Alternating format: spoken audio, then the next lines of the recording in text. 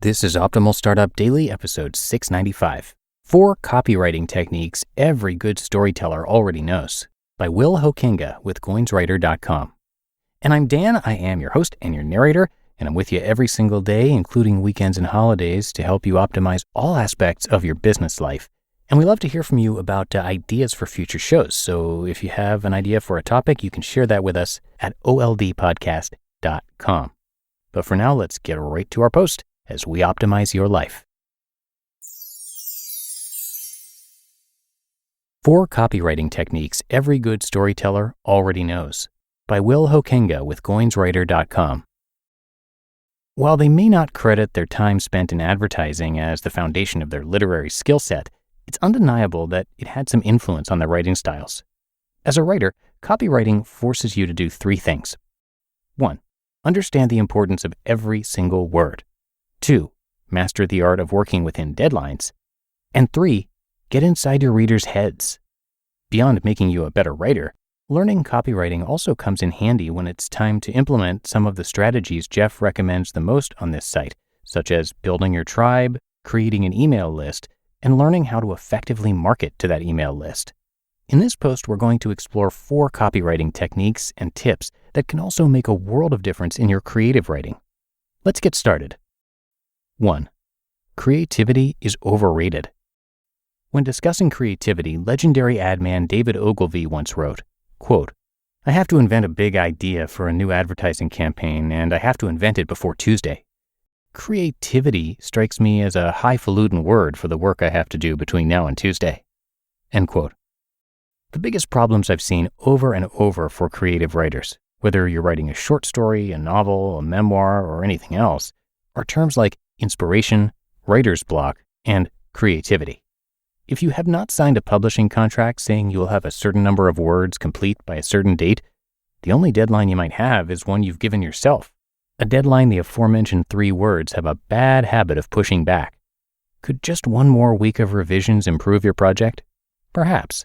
But you know what the best kind of story is? The kind that actually gets read because the writer finished it. 2.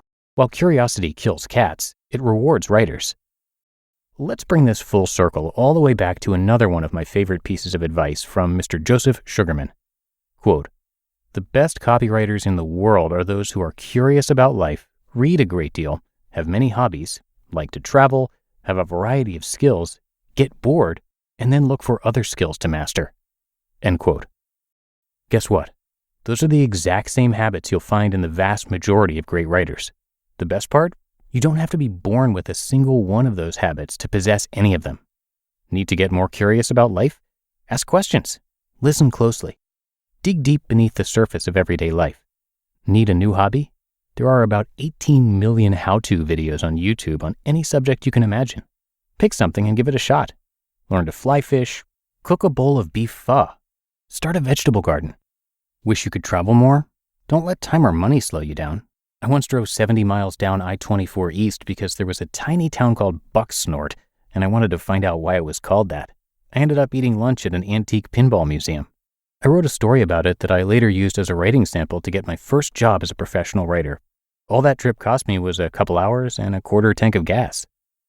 3. Tiny details breathe life into your story. The tiny details are the ones that bring the story to life. They are what allow you to show instead of tell.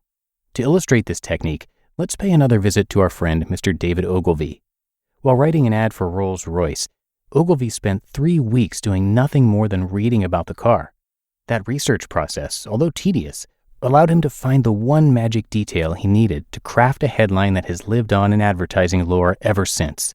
Quote, "At 60 miles an hour, the loudest noise in this new Rolls-Royce comes from the electric clock."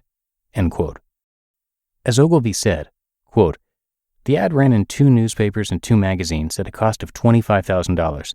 The following year, Ford based their multi-million-dollar campaign on the claim that their car was even quieter than a Rolls." End quote. Tell me, do any of the following statements communicate as effectively as the original headline? The Rolls-Royce is the quietest car I've ever driven. The decibel level of the Rolls-Royce at 60 miles an hour is lower than any other car at 60 miles an hour. The Rolls-Royce allows you to go fast and still hear yourself think. Nothing compares. And so it goes with storytelling. The underwater mass of Hemingway's iceberg only becomes clear when the tiny details provide shreds of evidence that it might exist. And 4, keep a swipe file. What's a swipe file? Nothing more than a collection of thoughts, ideas, useful information, and things you like. Basically, it's what you open when you need an idea. Now let's stop for a second because I know what you're thinking. This guy wants me to steal other people's ideas and pass them off as my own? Not at all. Let me explain. The idea of a swipe file is very similar to an idea Roy Peter Clark introduces in Writing Tools, one of the most useful books on writing ever written. What we copywriters call a swipe file, Clark calls saving string. I'll let him explain. Quote, I will be struck by a theme or issue in politics or culture. I lack the time and knowledge to write about this topic now, but maybe I will someday. My chances will improve if I begin to save string. End quote. What Clark means by saving string is that he'll collect every little piece of useful knowledge about a particular topic he stumbles upon and set it aside in a file box. Jan Martel used a similar method when he wrote Life of Pi. He would collect all sorts of information on various topics useful to his story, such as surviving at sea, the Bengal tiger, Christianity, Hinduism, the nature of zoos, and put that information into a corresponding envelope. When he reached the point in the story where he needed to write about one of those topics, he opened the envelope and was rewarded with all the string he had saved. Never underestimate the power of a well-researched story. While the tiny details may bring it to life, the research ensures all those details make sense. Start a swipe file. Save some string. In the long run, it always pays off. These 4 copywriting tips are just the beginning. Truth is, there's so much more to be learned about storytelling and the writing process, from writing words designed to sell or inspire action. And although copywriting is not immune from hucksters who, like Sith lords using the dark side of the Force, harness its power for evil, its purest purpose is to connect people to resources that will add value to their lives. There's a lot to be learned from copywriting. Now's the time to dive in head first.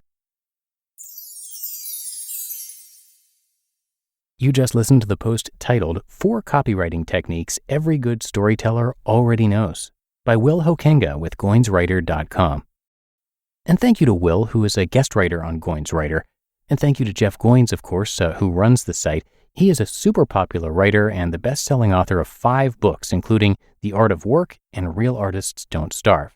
And on his site, if you check it out, you can hear his thoughts on writing, life, and creative work. So you're going to hear him narrated across a few of our shows because he covers a lot of different topics. And if you're looking to share your work, but you're afraid of becoming the starving artist, then this site is definitely for you. So come check it out at GoinsWriter.com, and thanks again to Jeff for letting us share his work. But that's it for another edition of Optimal Startup Daily. I do hope you enjoyed the post, and have yourself a great day. And of course, we don't take weekends off here at OSD, so I'll be back with you tomorrow for the Saturday show, where your optimal life awaits.